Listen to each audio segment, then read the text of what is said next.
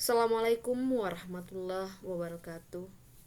Selamat datang di kelas mata kuliah Teori Bahasa Automata. Masih pertemuan pertama. Biasanya pertemuan pertama ini kita lakukan pengenalan silabus mata kuliah. Sebelum lanjut ke pengenalan silabus mata kuliah, di sini saya perkenalkan diri terlebih dahulu. Nama saya Elvianti.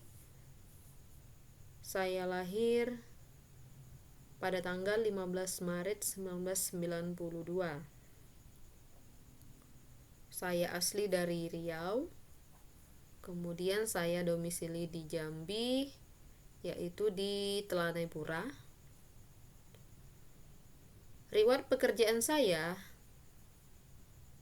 di tahun 2015, saya pernah bekerja di salah satu perguruan tinggi yang ada di kota Jambi, yaitu STIKES HI atau Sekolah Tinggi Ilmu Kesehatan Harapan Ibu, sebagai staf IT.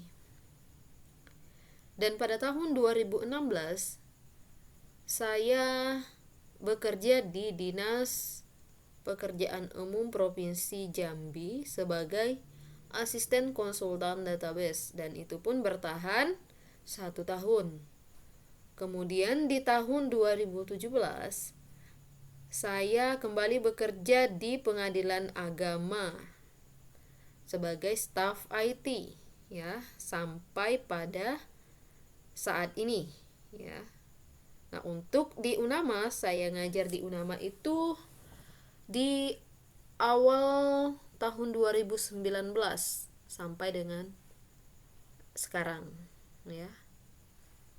Nah, di sini ada nomor telepon atau nomor WA saya yang dapat teman-teman hubungi jika nanti ada yang ingin berkonsultasi. Kemudian sedikit saya jelaskan tentang aturan perkuliahan kita selama kurang lebih 4 bulan ke depan.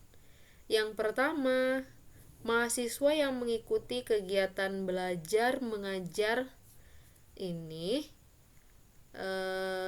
total kehadirannya itu minimal 75%, ya.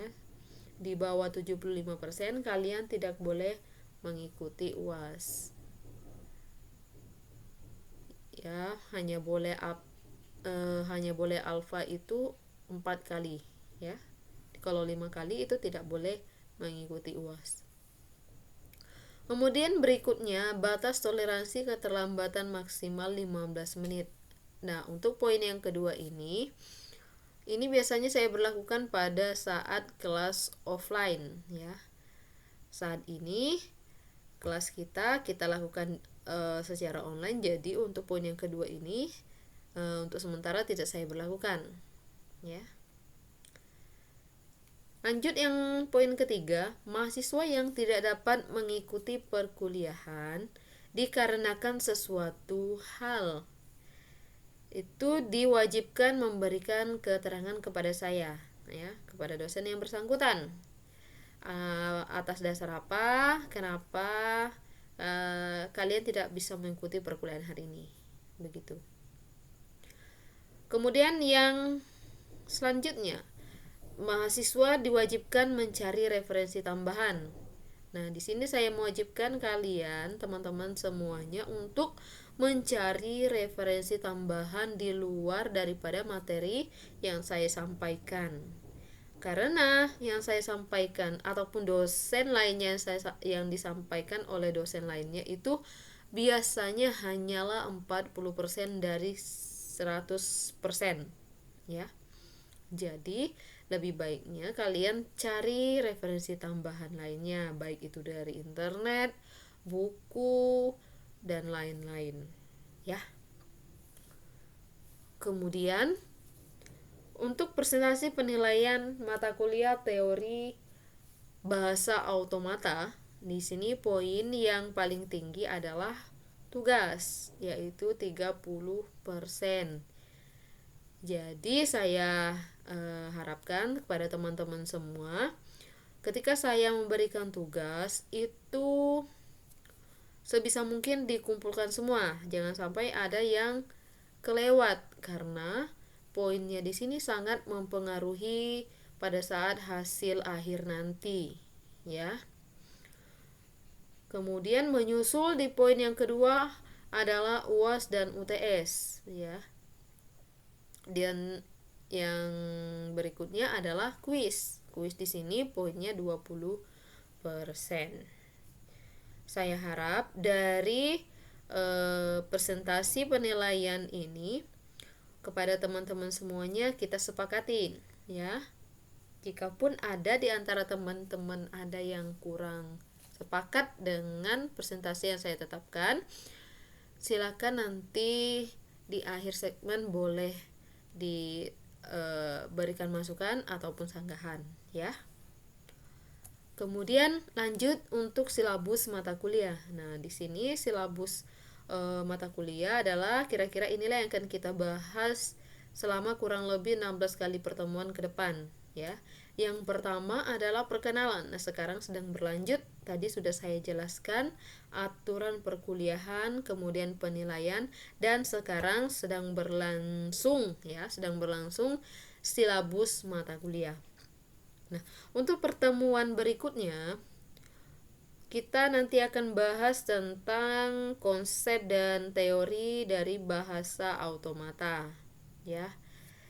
Kita akan bahas apa itu teori bahasa, apa itu automata, ya. Kemudian siapa pencetusnya dan mengapa harus ada teori bahasa automata ini, ya. Kemudian di pertemuan berikutnya nanti ada materi yang namanya Finished State Automata atau FSA. Nah, bahasannya di sini kita bahas salah satu bagian daripada FSA, yaitu ada DFA, Deterministic Finite Automata. Apa itu? Ya, silahkan penasaran, karena di pertemuan ketiga baru kita bahas, ya. Kemudian untuk pertemuan berikutnya di sini ada masih tentang FSA.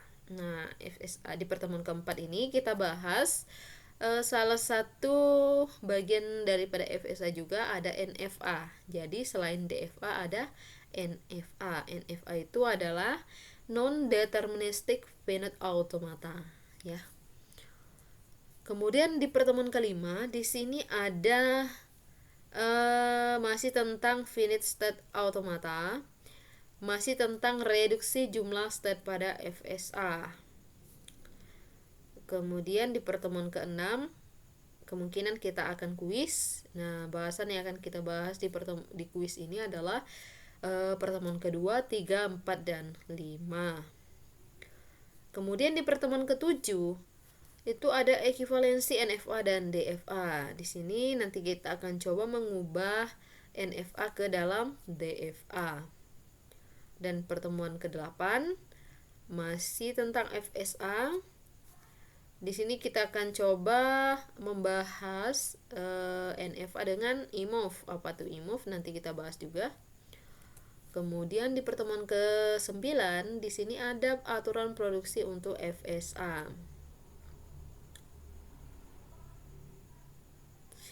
Jadi ternyata FSA itu memiliki suatu aturan disebut dengan aturan produksi. Nah, di sini kita akan mengkonstruksikan aturan produksi dari suatu FSA. Pertemuan berikutnya masih dalam aturan produksi untuk FSA. Nah, bahasannya mencakup FSA untuk suatu aturan produksi dari tata bahasa reguler. Kemudian di pertemuan ke-11 itu ada UTS.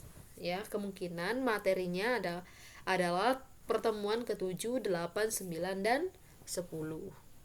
Nah, untuk pertemuan berikutnya atau pertemuan ke-12 kita bahas tentang penyederhanaan tata bahasa bebas konteks. Nah, bahasannya mencakupi penghilangan produksi useless. Apa itu produksi useless? Di pertemuan ke-12 kita bahas, ya.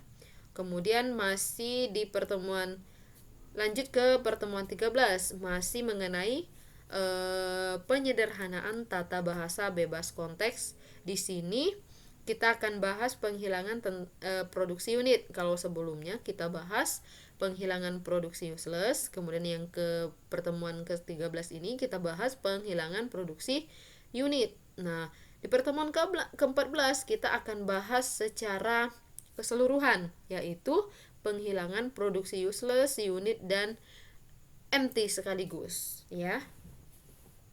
Dan di pertemuan ke-15 kita bahas tentang bentuk daripada normal Chomsky. Apa itu normal Chomsky? Nanti kita akan bahas sama-sama, ya. Nah, bahasanya mencakupi mengubah tata bahasa bebas konteks ke dalam bentuk normal Chomsky. Dan di pertemuan terakhir, pertemuan 16, yaitu kita akan adakan UAS. Materinya mencakupi materi pertemuan kedua sampai di pertemuan terakhir, ya. Mungkin hanya ini yang dapat saya sampaikan, lebih dan kurangnya saya akhiri. Wassalamualaikum warahmatullahi wabarakatuh.